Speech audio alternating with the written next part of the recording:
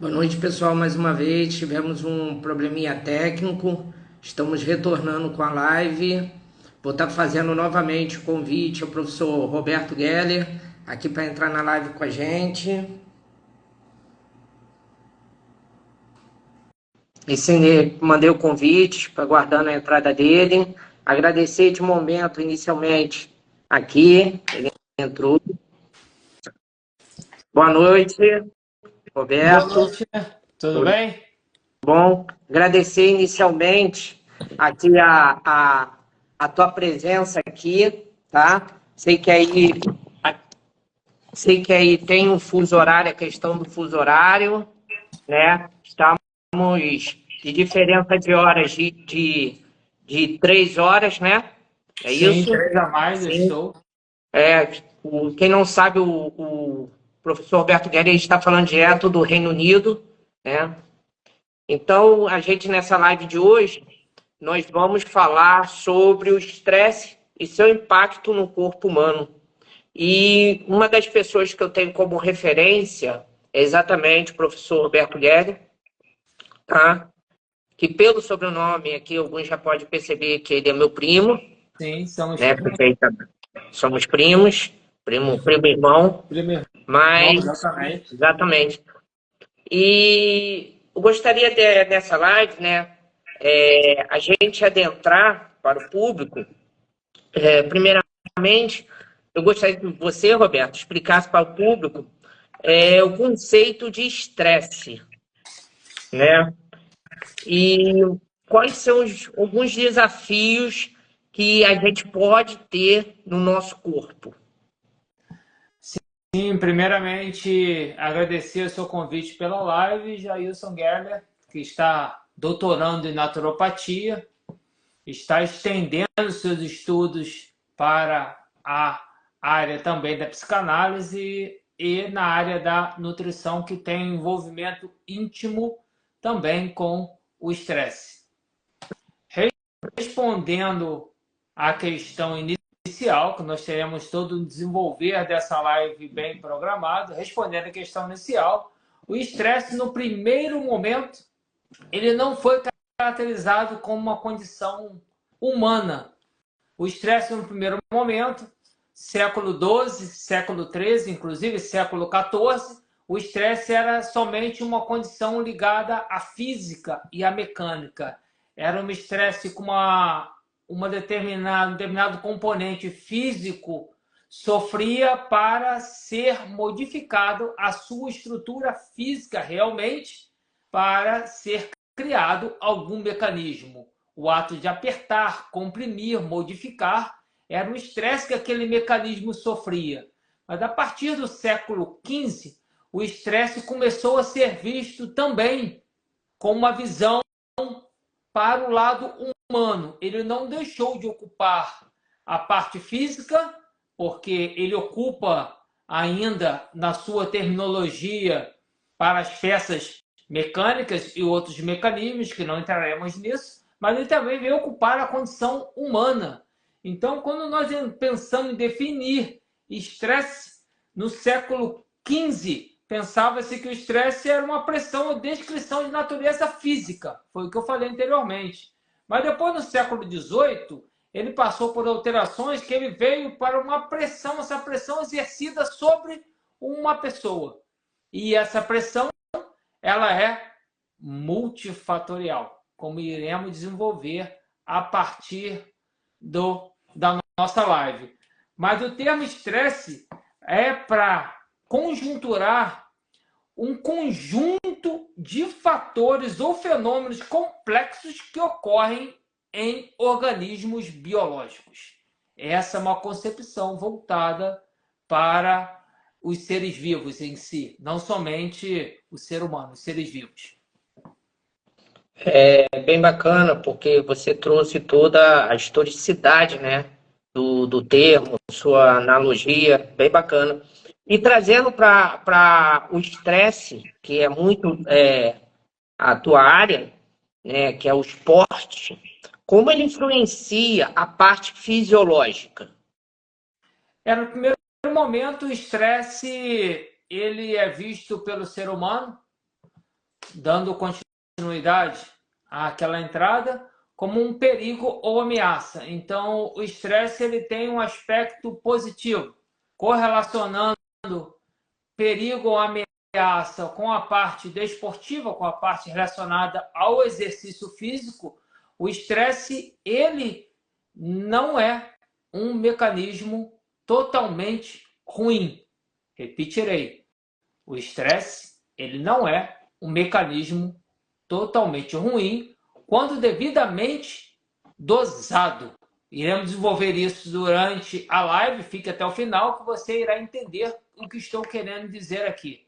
Quando nós pensamos no exercício físico, quando, por exemplo, se pensarmos no esporte que o Jailson pratica, que é o jiu-jitsu, que ele é faixa preta numa classificação superior. Quando ele vai realizar uma determinada manobra para um golpe, ele tem que aplicar um estresse mecânico, primeiro a nível racional do que ele vai fazer, ele tem que criar a condição de estresse. Quando ele se depara com aquele estresse, ele simplesmente finaliza. Quando ele finaliza, o estresse benéfico ele criou.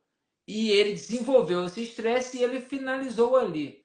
Pensando no esporte, que foi a pergunta dele, é assim, pensando no exercício físico em si, eu vou dar um exemplo muito prático.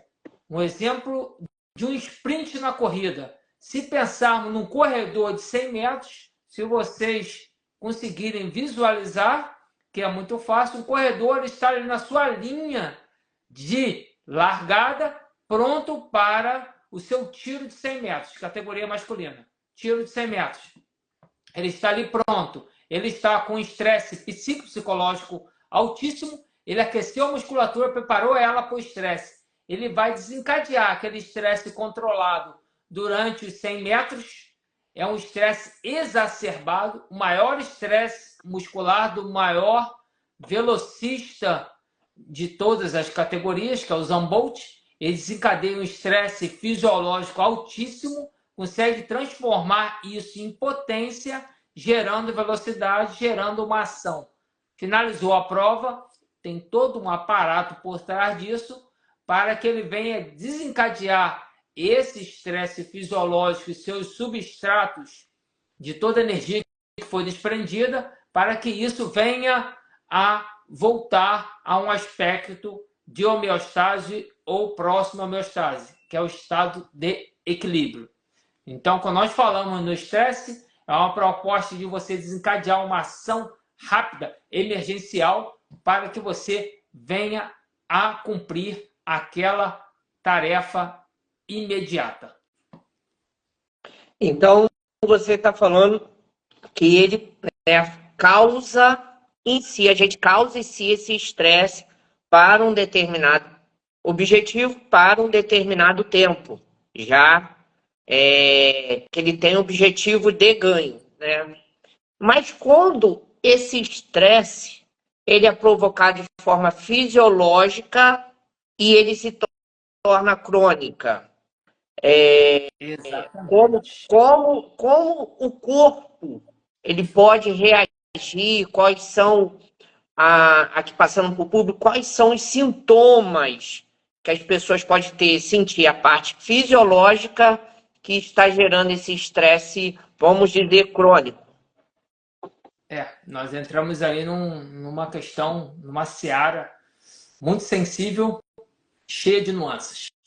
Mas eu vou tentar fechar o máximo possível para ficar de melhor compreensão para todos. Você tem os estímulos programados. Vou dar um exemplo numa série de academia, que fica um exemplo muito simples, né? Pensando na parte fisiológica, biomecânica. Tem a série da academia. Você tem os tipos de fibras de contração lenta, as fibras intermediárias, fibras de contração rápida. As intermediárias, muitas vezes, elas podem se tornar fibras de contração rápida, elas podem ter ações parecidas com as fibras de contração lenta, mas elas não se tornam fibras de contração lenta. Porque você nunca vai ver o Papalégua ser igual ao Popeye. O Popeye é o Popeye. Gera muita força, uma força rápida. Ele é um exemplo de força rápida que se estagna. E o Papaléguas é um exemplo de resistência que percorre longas distâncias e consegue manter a sua continuidade da ação. Então, quando você pensa em um malefício gerado pelo estresse, que foi a sua pergunta foco, que eu usei o exemplo, eu uso uma série de academia, por exemplo, se você está com uma série, vamos supor, uma série 8 de 12, 3 de 12, mas você é um iniciante e você não suporta aquela carga que foi para 3 de 12. Mas mesmo assim, você cumpre ela com uma ineficiência biomecânica. Quando você tem ineficiência biomecânica, simplesmente você está desviando o ângulo previsto daquela região para você cumprir. E quando você tem um dano na sua fibra por você ter feito uma ineficiência biomecânica, quando você for para a recuperação, aquele dano, aquele estresse que você causou, não irá proporcionar uma boa recuperação para o próximo treino. É um dano na fibra. Esse é um estresse fisiológico. Estou falando na pequena ação. Não entrei na grande ação, que são questões cardiológicas sistêmicas. Entrei na pequena ação, porque essa pequena ação fica mais fácil a percepção de mensuração do estresse numa pequena ação. Entendi. E essa pequena ação, a gente que lida com o ser humano, né? Então ele pode pegar esse mecanismo que você falou lá, daquela luta, fuga, trazendo para a parte hoje da sociedade moderna, né? Pegando o gancho do exercício físico. Essa repetição de formas, né, que deu para entender, errada, como ele causa, vamos botar assim, a fadiga crônica, que já é o estresse de forma crônica. Como ele pode agir fisiologicamente, ele é um processo que ele se inicia na bioquímica ou ele é um processo, nesse caso, que se inicia na parte fisiológica ou é uma conjuntura de fatores? É uma conjuntura de fatores, logicamente. Uma conjuntura de fatores. Isso não temos dúvida disso. É uma conjuntura de fatores por quê? Primeiro eu vou me ater ao exercício para poder entrar um pouco na bioquímica. Conjuntura de fatores porque se ele ficar naquela angulação com aquela carga desmedida durante um tempo, ele irá, por um mecanismo de estresse, em algum ligamento, em alguma estrutura, ele irá causar uma lesão por mecanismo de estresse. O mecanismo de estresse está sendo a falha biomecânica, nesse momento. Entrando na bioquímica, quando você faz uma carga exacerbada, você tem um limite muito alto de produção de ácido lático ou lactato, como queiramos dizer. Lactato é melhor porque o lactato ele vai se dividir em vários subprodutos. Um deles é o H+. Então, quando nós pensamos em você fazer um overreach nós falamos que é o que precede um overtraining. O overtraining é um estresse de longa duração, que pode causar fraturas, inclusive ósseas, e pode causar lesões que podem causar o afastamento permanente de pessoas do esporte e sua prática de exercício. Quando nós falamos em lesão permanente, eu vou citar um exemplo muito fácil de todos notarem. Gustavo Kirten, ex-tenista número 1 do Brasil. Ele tinha uma batida inversa com o antebraço que era muito difícil se rebater. Esse foi o diferencial que levou o Gustavo Kirten ao número 1. Mas esse diferencial, ao mesmo tempo que era altamente competitivo, iria levar ele a uma lesão de quadril, pela posição que ele fazia.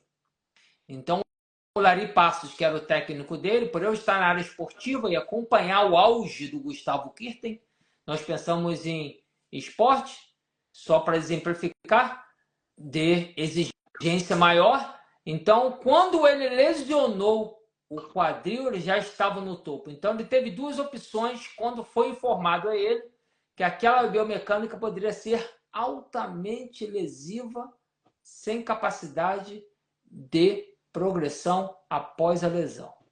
Isso foi avisado. Então, ele prosseguiu porque era a opção que ele tinha para chegar ao topo. Ele chegou ao topo, só que ele pagou o preço. Quando ele se lesionou, nós sabemos muito bem, aquele estresse que ele causou no mecanismo da coxa femoral e quadril, na articulação da cintura pélvica, aquele estresse foi tamanho demasiado que hoje em dia, por mais que ele tenha feito dinheiro, por mais que ele tenha feito, mais tenhamos os recursos da medicina, hoje em dia, se ele começar a jogar depois de um tempo, ele é obrigado a abandonar porque a dor é insuportável. Então, esse é o mecanismo de estresse biomecânico. Quando nós pensamos no mecanismo de estresse fisiológico, nós pensamos no pico de cortisol. Esse pico de cortisol com o lactato, que é o estresse, vai liberar uma quantidade muito maior de H+, isso pensando em pessoas com condições especiais. Não estou pensando em cardiopata e no outro não, condições especiais. Esse H+, ele acumula, depois que ele acumula, ele impede a fixação do cálcio, que gera um dos componentes principais em gerar a contração muscular. Começa a ter falha muscular. Esse mecanismo de falha, no início, ele é até benéfico para alguns esportes, para a população em geral, vai analisar cada caso. Mas depois que é insistido em cima do mecanismo de falha, você pode vir a causar uma lesão. Mesmo que você venha a fazer a reposição ou a suplementação, existe uma coisa chamada limiar biológico. Então, as pessoas descobrem o seu limiar pelos níveis de treinamento que elas alcançam. Os níveis, eles só são mensuráveis a partir do momento que se treina no limiar ou no supralimiar. Antes disso, tudo isso é hipotético ou abaixo do limiar. Eu acho que eu te respondi, não tentando ser muito complexo, simplificando essa questão. Pensando na parte sistêmica do exercício físico, eu vou citar um exemplo. Eu atendi uma pessoa que ela tinha seus índices sanguíneos e cardiológicos normalizados. Porque uma das questões para você fazer o exercício físico com segurança é você conhecer o histórico pregresso da pessoa e ter o amparo dos exames e testes. Eu sabia que no passado ele tinha alterações glicêmicas altíssimas, só que quando ele veio para mim, ele já estava totalmente normalizado. Ele fez dieta, ele caminhou, mas ele tinha uma carência de massa muscular significativa, uma carência de capacidade cardíaca, cardiopulmonar e cardiovascular significativa, que isso é a proposta do treinamento. Você com mais saúde. Então, apesar de eu conseguir fazer o suporte periférico dele muscular, quando eu tentei avançar a condição sistêmica, eu tinha um sinal de alerta ligado que ele poderia ter muitas placas ateroscleróticas pelas suas artérias. Tendo visto o histórico que ele tinha, eu sabia que as placas ficam ora depositadas. Elas estão ali, e o exercício físico, um dos papéis dele é fixar essas placas através de mecanismos biológicos, mas quando você ainda está iniciando, você não tem a fixação delas, e elas podem se desprender, entupir uma artéria de grosso calibre, gerar um infarto ou um AVC. Então, existem sinais que mostram esse entupimento para os profissionais que entendem cardiologia do exercício. Então, ele apresentou os sinais, eu freiei ele querendo avançar, que ele já tinha um suporte muscular periférico que permitia ele avançar. Ele queria frear, ele queria avançar, e eu freando. E eu conversei com a família sobre a necessidade de outros exames aprofundados, porque ele apresentava alguns sintomas que indicavam ter placas de grande calibre. Esses sinais dificilmente não seriam indicativos reais. Até que a família conseguiu convencer o cardiologista que, apesar dos exames atuais estarem normais, fazer um cateterismo. Então, quando ele foi para o cardiologista e fez o cateterismo, simplesmente ele foi impedido de sair do hospital onde fez o cateterismo e ele teve que fazer a cirurgia peito aberto. Ele fez 4 pontes de safena. Artérias coronárias estavam com 78%, 72%, 70% e 65%. 4 pontes de safena ele fez peito aberto. Ele ficou muito agradecido ao meu serviço, à minha orientação, e realmente seria uma bomba que poderia explodir na minha mão por um estresse benéfico periférico que eu causava, mas eu também estava monitorando o estresse central. Então, temos 2 estresses no exercício físico, muito importantes para monitorar. Eu falei do periférico, cinesiológico, biomecânico. Agora eu falei um pouco do estresse central, que entra a bioquímica também, mas se tiver uma alteração anatômica impeditiva, temos que estar alerta aos sinais. Então, nós temos vários sinais do estresse em si. Esse sinal que apresentou era um estresse cardíaco, que o coração dele estava sofrendo e estava sinalizando ali que a bomba poderia explodir. E se eu não fosse profissional que conhecia disso, pelo suporte periférico que eu criei para ele, eu liberaria o central para ele fazer. Outro exemplo que nós podemos dizer é o exemplo do Ronaldo Fenômeno. Apesar de ele ter um arcabouço muscular gigantesco, ele teve lesões no joelho de magnitude significativa, apesar de ele ter voltado para o esporte em alto nível. Depois, quando ele teve recidiva de lesão, ele novamente não conseguiu mais chegar ao alto nível quando ele estava jogando no Corinthians. E quando ele participou daquele programa Medida Certa, o profissional que estava orientando ele, eu não sei porquê, isso é uma crítica positiva, inclusive eu entrei lá na época, tentei conversar com ele, para ele frear o crescimento de corrida do Ronaldo e ele explorar mais o intervalado, não colocar no longo, que ele não suportaria um longo. Foi ele fazer a Lagoa Rodrigo de Freitas para ele parar o programa. Porque a partir dali a dor voltou em grande escala e ele não tinha necessidade de participar daquilo. Então, a partir dali, ele usou sua camisa preta e o programa se finalizou. Então, estresse a nível bioquímico, cinesiológico, periférico e estresse a nível central. Por mais que você use mecanismos até de nutrição para tentar segurar eles, esses que eu citei são casos bem extremos. Existem casos que não são extremos, que você consegue, com uma reposição hidroeletrolítica, entre outros componentes, eu conseguir fazer a reversão disso. Rosa está presente, boa noite. Se quiser fazer a sua pergunta, fique à vontade. Estamos falando sobre estresse e mecanismos. Você falou sobre mecanismos, então é muito interessante os sinais mais comuns do estresse, né? Então, se você tiver um ritmo cardíaco acelerado fora do comum, numa situação cotidiana, é algum estresse que o seu organismo está vivendo e está sinalizando para você. Então, é muito interessante você perceber esses arritmias durante o dia, o que está acontecendo. Pode ser uma base emocional que está gerando isso. Que o estresse, ele apresenta condições físicas, mas muitas vezes ele tem uma base emocional.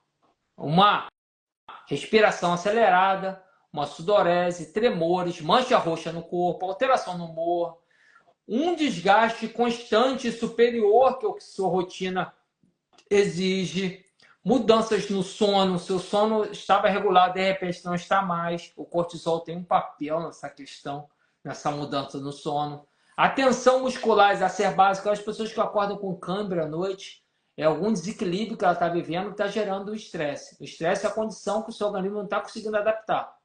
Esse é um estresse. Ele só está respondendo na bioquímica, né? Nesse caso. Exato.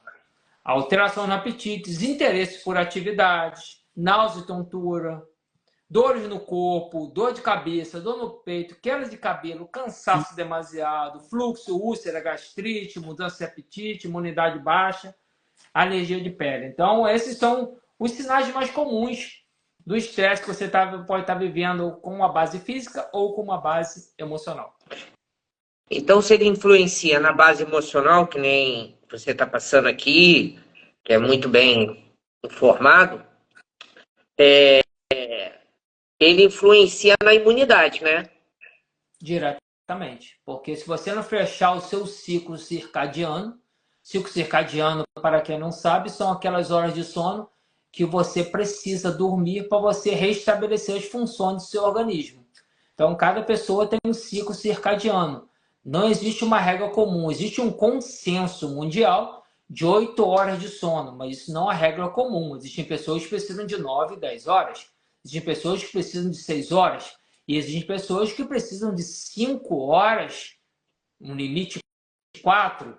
Essas pessoas conseguem fechar seu ciclo circadiano. Quem pode explicar melhor isso são os especialistas no sono, mas essa informação é baseada neles. Eu tive um congresso no ano passado, eu tive com um dos maiores especialistas do sono, inclusive eu posso citar o nome dele nos comentários. Quem quiser ler a respeito, ele é um grande pesquisador, estudioso, professor, PhD nos Estados Unidos. Ele está dedicado a vida dele, mais de 40 anos, só em estudos voltados para o sono, ciclo circadiano. Esse é o trabalho dele, voltado somente para isso. Eu perguntei, por eu ser um dormidor curto, eu durmo em torno de 4, 5 horas, estou restabelecido. Se eu dormir mais do que 6 horas, já acordo cansado. Então, 4, 5 horas, estou restabelecido. Eu posso estender até 6, meu máximo. Se eu passar disso, eu já quebro o meu ciclo circadiano e já acordo cansado. Esse é meu ciclo. Então, perguntei a ele se algumas pesquisas tinham sido modificadas sobre o sono. Ele me perguntou, por quê? Why? Eu disse, porque eu durmo 4, 5 horas. Se modificou alguma coisa, eu gostaria de saber. Aí ele falou, não, teus exames estão normais, está acordando cansado? Não, fiz as perguntas de praxe ali, para saber se eu estou tendo residual de estresse, eu não estou tendo. Ele falou, continua igual.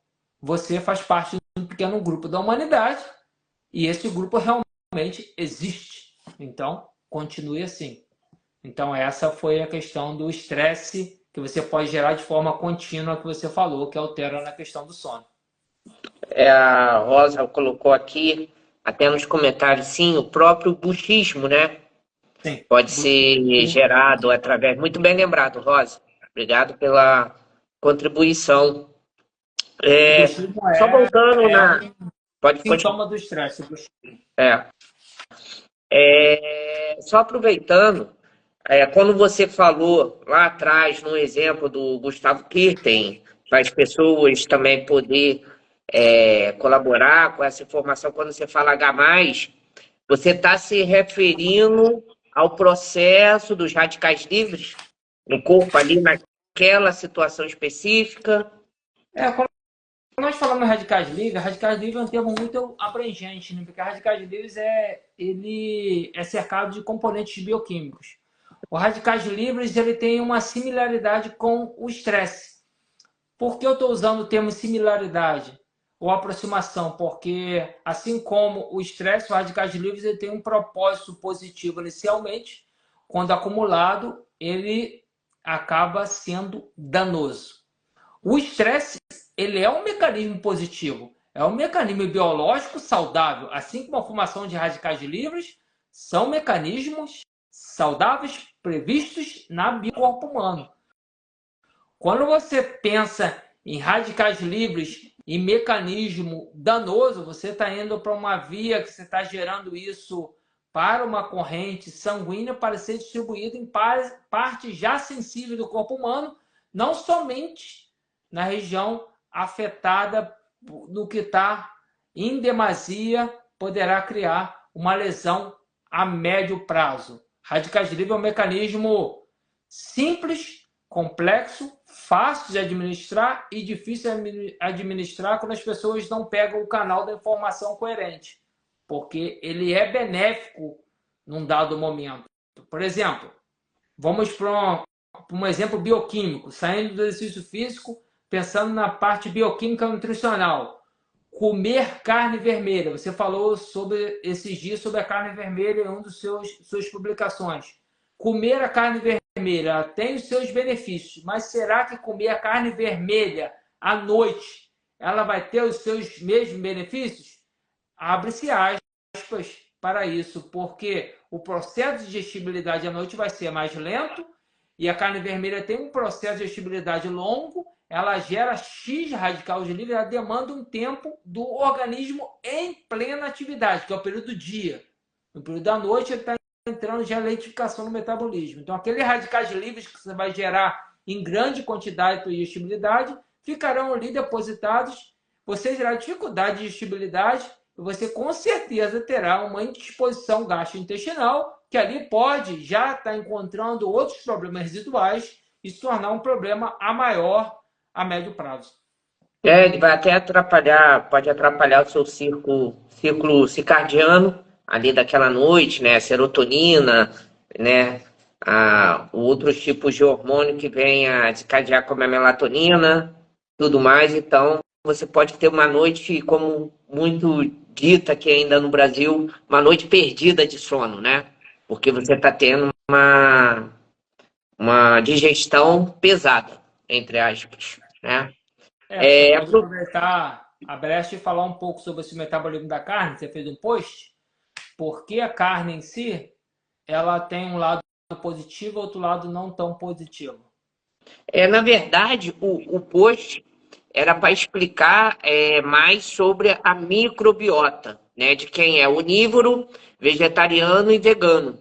Porque se criou um conceito hoje em dia que quem é vegetariano e vegano, eles têm uma microbiota melhor.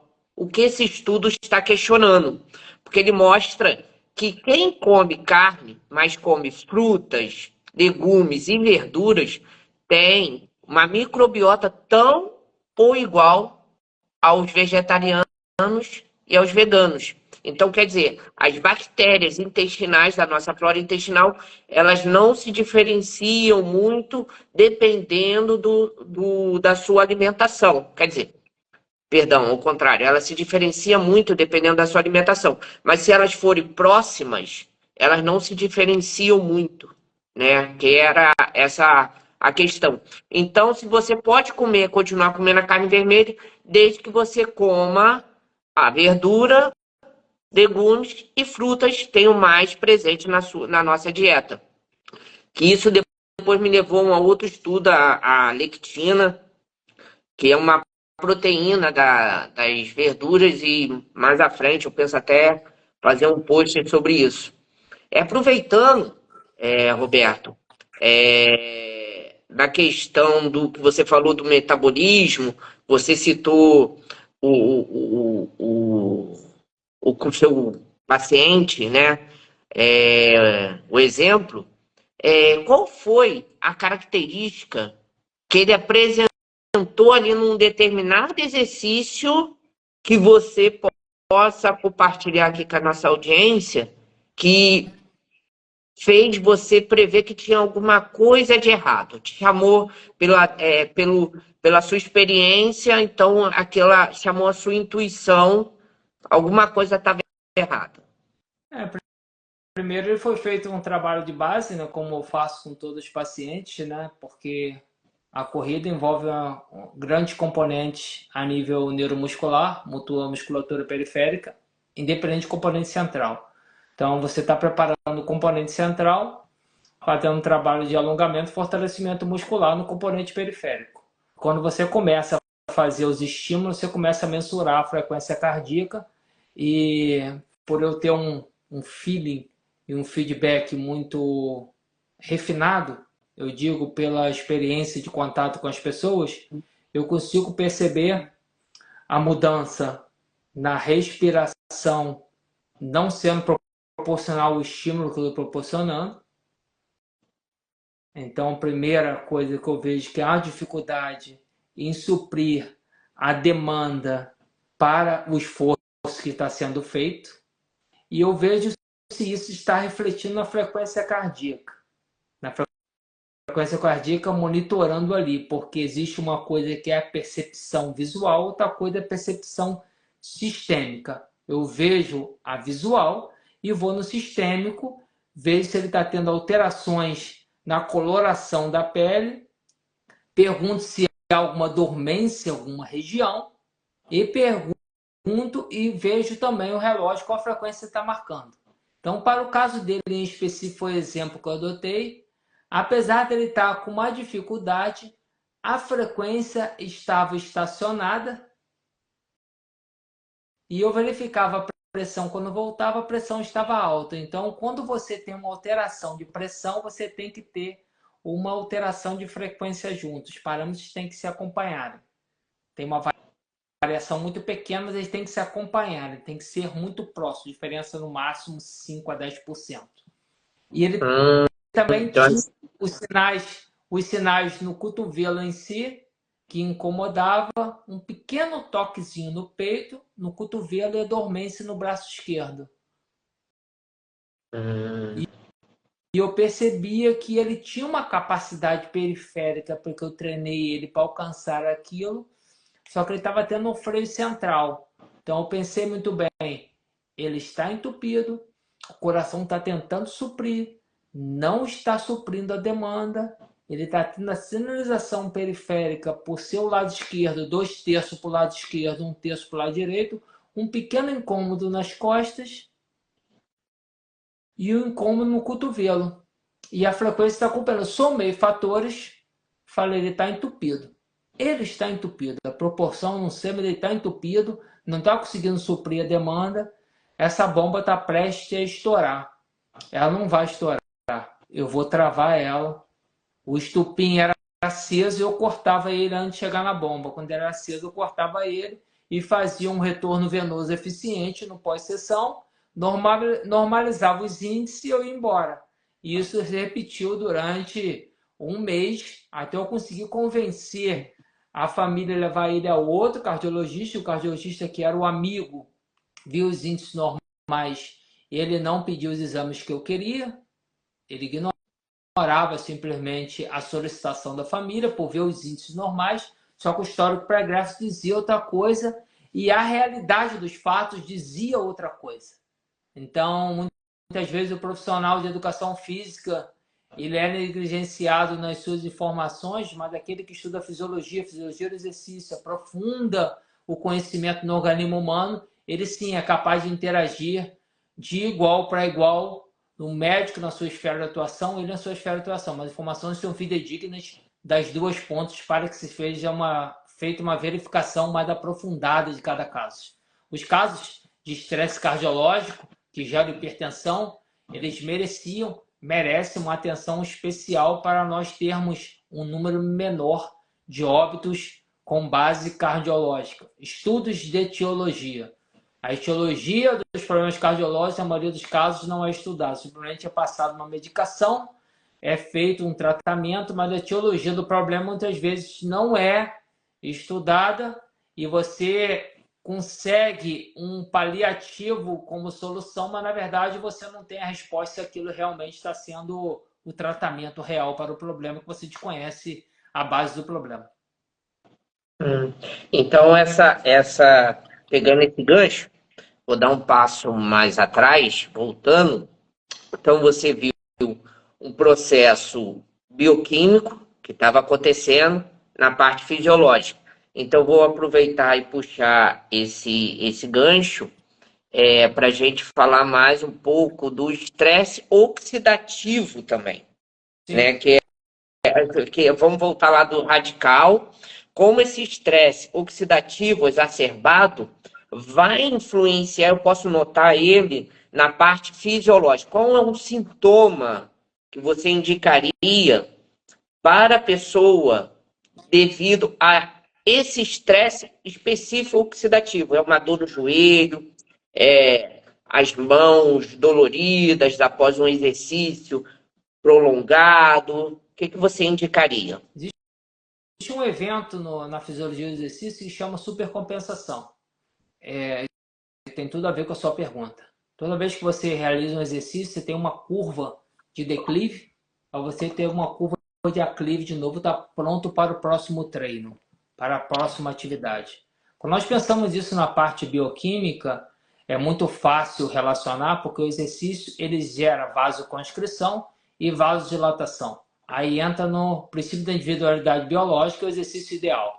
Qual é o exercício ideal? É o exercício feito para você. Porque hoje em dia ganha peso para as pessoas que têm coerência o exercício moderado. O exercício moderado é aquele que oferece menos riscos para a população em geral. Então, o exercício moderado, você vai fazer uma curva de estresse alta, mas não vai ser uma curva exacerbada a nível bioquímico, radicais livres, todos os componentes. Quando terminar essa curva, tu vai descer a nível imunológico, só que tu não vai descer tanto, vai compensar rápido para você conseguir entrar no nível de novo de homeostase próximo para o próximo treino. Não sei se essa foi a pergunta que você quis atingir, mas toda vez que você treina em termos práticos, você sente um incômodo pós-treino que não influencia na sua mobilidade. Você sente só aquele incômodo pós-treino. Não influencia te gerando dor. Não influencia mudando sua noite de sono. Não influencia no seu humor. Você fez a zona ideal. E isso no aspecto geral. Se você está fazendo exercício em demasia, esses fatores você vai ver alterar. Eu falo muito com as pessoas. Todo mundo que faz exercício sob minha orientação sabe muito bem que dor não acompanha rendimento. No pain, no gain é coisa do passado. Se nós pensarmos no esporte de alto nível, nós temos outros parâmetros para avaliar.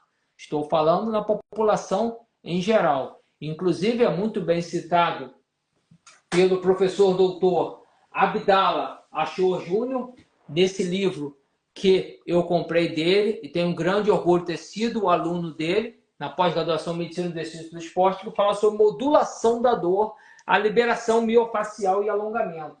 Então, quando você pensa em você alongar no pós-treino, esse papel está intimamente ligado em você liberar as fáscias, você alongar, alcançar um diâmetro do músculo próximo ao previsto ou já no previsto, dependendo da intensidade que você fez, você ajudar o sistema linfático, que eu tenho aqui, mostro a vocês, que é um dos mecanismos de estudo, ajudar o sistema linfático a retirar aquelas toxinas produzidas no desgaste do uso de energia para você estar pronto para seguir a sua rotina e fazer a compensação para o próximo dia de treino. Então, treinos intensos, recuperação maior entre os treinos moderados e recuperação menor. Esses treinos moderados, eles, na esmagadora maioria dos casos, são os que produzem melhores resultados para a saúde e qualidade de vida a curto, médio e longo prazo. Então, ele atinge, vamos dizer, todos os aspectos necessários, né, para uma homeostase, né, a busca, pelo menos, da homeostase, o exercício moderado. Sim, o exercício moderado. Então, pegando essa informação, a gente pode entrar no sistema nervoso central, como o exercício, né, vai diminuir o estresse fisiológico, porque a gente, na verdade, não, o estresse clínico, né, ele vai diminuir o impacto do estresse, como nós, do dia a dia, a pessoa que lida com o trânsito, com garrafamento, com trabalho, a cobrança no trabalho, a vida moderna numa grande cidade. Como o exercício físico pode auxiliar esse benefício ligando com o sistema nervoso central. Quando você está na sua rotina, você tem os estresses para resolver as coisas, aquela prontidão para resolver as coisas, que isso não seja acumulativo, mas acaba sendo um pouco acumulativo. Pensando no sistema nervoso central, você está com aquela produção de toxinas, que você produz toxinas durante o seu estresse, que elas ficam percorrendo o seu organismo. Quando você realiza o exercício físico moderado, que é o que estamos citando como o principal mecanismo para você conseguir limpar o seu organismo e buscar uma homeostase eficiente, você produz ocitocinas, dopaminas, endorfinas, e você, com o sistema parasimpático, produzindo paratormônio, fazendo vasodilatação, você vai voltar a um ritmo cardíaco melhor, você vai voltar a ter uma pressão melhor, pressão exercida para o sangue percorrer todo o seu organismo, batimento, é simplesmente a fração de injeção que o coração faz a cada momento para impulsionar esse sangue. Então, por isso que a pressão e o batimento precisam andar alinhados. Se não estão alinhados, subindo e descendo no mesmo momento, existe uma disfunção. Essa disfunção vale a pena ser investigada. Então, quando você produz essa questão, muito bem citada também pela neuropsicóloga Elisa, quando fizemos uma live, que os neuropsiquiatras já em suas pesquisas mostraram que você fazer caminhos diferentes, você também desperta uma curiosidade, um sentimento maior em você produzir mais endorfinas, ocitocinas e dopaminas. Então, a resposta central que você tem no sistema nervoso central é uma condição de qualidade de vida e bem-estar. É o estresse positivo sobrepondo o estresse negativo da rotina. Por isso que eu falo para as pessoas que mais que seja o seu esforço na rotina, esse esforço está ligado a uma obrigação de trabalho. E é totalmente diferente do esforço ligado a uma condição de saúde, que é o exercício físico que você faz fora da área de trabalho. É muito interessante dizer isso, inclusive a remoção de radicais livres e a remoção de todas as toxinas, ajudando o seu sistema linfático a jogar tudo isso para o seu rim e fazer todo o sistema de excreção. É um detox natural, né? Um detox natural. Inclusive, se puder fazer algumas vezes ao ar livre, fazendo o aterramento, quem tiver essa curiosidade, leia um pouco sobre aterramento, irá também estar ajudando a isso. Inclusive, o meu primo Jailson, ele é um estudioso em outros mecanismos que também estão sendo utilizados como recursos muito eficientes para minimizar ou gerar condições de estresse acumulativos no organismo. A gente procura fazer um detox por biofrequência, né? Que a gente, na verdade, gera uma frequência fisiológica, química e biofísica na pessoa, no paciente, e o próprio órgão continua e faz o restante do trabalho. A gente gera uma frequência, aquela frequência do patógeno, da substância, e o corpo reage e faz a excreção, né? Essa é a base muito do meu trabalho que está sendo feito de biofísica, né? E bioquímica, que a gente também trabalha junto com suplementação, né? Você busca um alinhamento das frequências. Exatamente, exatamente. Então, a gente faz tanto a parte da frequência e faz acompanhamento com a suplementação. Eu posso fazer um detox de metais pesados por frequência e fazer uma complementação usando o MSM, né? MSM, perdão, para fazer um detox mais completo ali no intestino, ou um magnésio de malato, magnésio quelado, um óxido de magnésio, né, para auxiliar a excreção de determinadas substâncias, né, um metal pesado, ou usar algum tipo de quelante para quelar também, auxiliar esse metal ser quelado. Aproveitando o finalzinho agora da live, que quem não sabe, o Roberto Guerra está falando diretamente do Reino Unido, lá já são quase meia-noite, né? Agradeço aqui, Roberto, mais uma vez, de você dar o nosso tempo, seu tempo, sobre um tema que eu e você amamos, né? A gente compartilha várias informações junto. Eu penso que nesse final você fale um pouco sobre o seu trabalho e sobre você aqui, que tem umas pessoas que entraram que é do meu público, outros que são do teu público, que você possa compartilhar também aqui informações, né, sobre o seu trabalho aqui.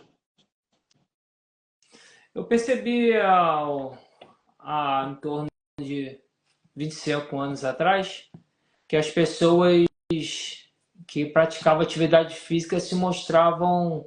Eu não pensava o termo mais saudável, não. Eu pensava... eram mais dispostas a fazer as coisas. Eu percebi isso há um tempo atrás. Muito obrigado pela sua presença aí também, irmão.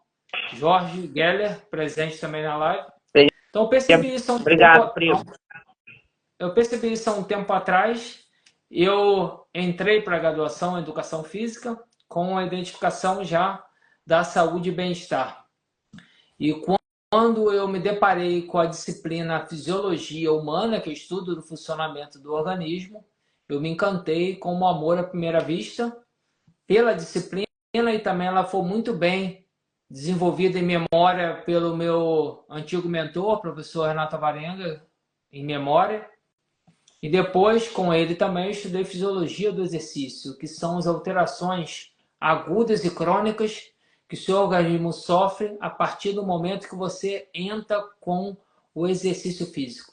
Quando nós falamos no mecanismo do estresse, que foi o assunto desenvolvido nessa live, inegavelmente, o exercício é uma proposta de estresse para você sair da condição que você está para uma condição nova. Então, quando nós pensamos nisso a nível cardiológico, entra o meu trabalho. Quando nós pensamos nisso a nível biomecânico, entra o meu trabalho. O que é o meu trabalho em si? Meu trabalho é um trabalho clínico de atendimento, maioria das vezes presencial, mas também existe online, de buscar restabelecer as suas condições de bom funcionamento sistêmico, funcional, anatômico, central e periférico do seu organismo. Sendo mais sucinto, sendo mais objetivo e simples, é botar você para viver melhor. Essa é a busca. Nós temos um estreito contato, eu e o primo Jailson, porque o nosso objetivo é o mesmo, com mecanismos que trabalham associados. Então, nesse trabalho que eu realizo, o Jailson realiza, nós somos criteriosos na questão de fazer uma análise inicial para saber qual o ponto de partida. Sabendo-se o ponto de partida, você pode traçar meta de desenvolvimento e chegar a uma linha de chegada que é uma vida mais saudável. Então, o mecanismo de controle do estresse é o principal mecanismo que nós trabalhamos em todas as suas nuances. Porque o estresse, ele é uma condição saudável para o organismo, só quando ele ultrapassa as fronteiras, ele vira uma condição danosa, assim como no exercício físico. Vou citar, como o Jailson citou o cortisol, vou citar o mecanismo do cortisol no organismo, vocês pensarem muito bem. Você, num dia comum de muito estresse, você tem um programa moderado. Moderado existe esforço, ok?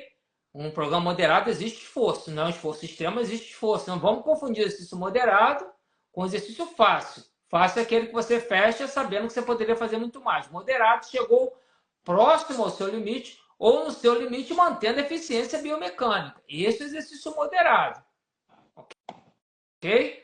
Então, se você tem um estresse do dia significativo, gerou muito radicais livre, muito cortisol, o seu treino, que era um treino moderado com X esforço, ele será um treino a menor, porque você já tem um mecanismo de estresse muito alto. Você não pode sobrepor o estresse do exercício ao estresse que já existe. Você tem que, no mínimo, manter o mesmo nível para você conseguir remover esses radicais de livre e baixar o estresse como um todo. Se você jogar para cima, você vai produzir muito cortisol, que já existe um nível alto, muito radicais de livres, você vai ter uma noite mal dormida, você vai ter cãibra dormindo, você vai ter um desconforto a nível muscular altíssimo. Então, o mecanismo do cortisol a nível sistêmico central. Você está estressado. O combustível número 1 do cérebro é o lactato e a glicose, ok? Lactato e glicose. Porque lactato tem concentração de glicose. Então você tem uma vontade de comer mais coisas que vão gerar mais glicose. Porque você está com o sistema nervoso central acelerado. Você comeu aquilo ali, gerou mais glicose. Você, por estar acelerado, vai consumir mais glicose no sistema nervoso central. Então, o organismo vai pedir você comer de novo. E essa glicose vai gerar mais cortisol. E para você não consegue imediatamente daquela glicose jogar para o sistema nervoso central, você vai depredar o que é mais fácil para gerar essa energia, que é a massa muscular. Por isso, quem é muito estressado é muito flácido. Porque o muito estressado, ele depreda muita massa muscular na sua rotina. Então, é uma roda gigante muito perigosa. O cortisol lá em cima, depreda a massa muscular, ele vai lá em cima e ele volta. Por isso que o estressado não tem vontade de comer fruta, não tem vontade de comer alface, não tem vontade de comer nada disso. O estressado tem vontade de comer coisas com alto índice glicêmico, porque aquilo, a nível sensorial, vai gerar mais glicose. Só que para quebrar mais rápido, ele vai quebrar na massa muscular, até ele conseguir gerar daquele alimento. E vai fazer o ciclo vicioso, que veremos muito bem, que vai gerar um emagrecimento com maior flacidez. É um estresse exacerbado. Eu acho que a mensagem é essa: viver com mais saúde, e dentro em breve teremos mais lives. Viva com o estresse controlado. Pratique exercício físico moderado, se alimente bem, para poder vir a suplementar na sequência. Primo, deixa sua mensagem por me encerrar. Antes só responder aqui a Rosa. Rosa, obrigado pela pergunta. Então, no dia agitado, ou melhor, reduzir a intensidade do treino? Sim, Rosa. É exatamente isso, É tá? isso que eu disse. Exatamente isso, tá? Muito Agradecer bem. mais uma vez, Ótima pergunta. tá? Ótima pergunta. Agradecer aqui a presença do Roberto, pelo seu tempo, pelo horário, né? Amanhã ele tem uma agenda cheia de atendimentos, acorda cedo, né? Porque ele trata da dor. Depois a gente vai marcar uma live para ele falar um pouco do seu atendimento, que é magnífico em relação à dor, principalmente dor de coluna e dor de joelho, tá? A As Rosa botou aqui conexões. interessante as conexões, que inclusive ele está ajudando num caso da minha mãe, né? A gente trocou informação sobre isso, né? A Rosa botou aqui que era interessante que ela fez exatamente isso hoje. Rosa, parabéns, tá? Muito bem. Então, minha mensagem final aqui é só colaborar o que você já falou, você com mais saúde. E uma coisa bem simples, que infelizmente nós, seres humanos da vida moderna, estamos deixando de fazer: beber água, tá? Eu só peço hoje para as pessoas, exatamente, Roberta ali, eu estou aqui com a minha, as pessoas estão deixando de beber água. E mais à frente a gente pode marcar uma live também, professor Roberto, para falar sobre isso, né? Em termos fisiológicos, a função da água pós-exercício ou durante o exercício, né? Então, agradecer mais uma vez. Essa live vai ficar gravada. Quem não pôde assistir, vai ficar gravada. Foi uma live riquíssima, mas aqui agradeço mais uma vez, porque o professor Roberto Guedes está falando diretamente do Reino Unido, e lá já meia-noite, né? Já Boa passando. noite. Eu vou me recolher. Então tá bom, Obrigado a então. todos. Obrigado. E até o próximo. Até a próxima.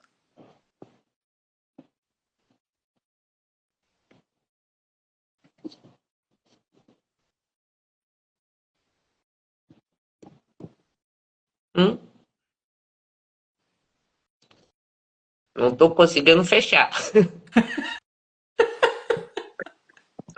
Tem um botão aí.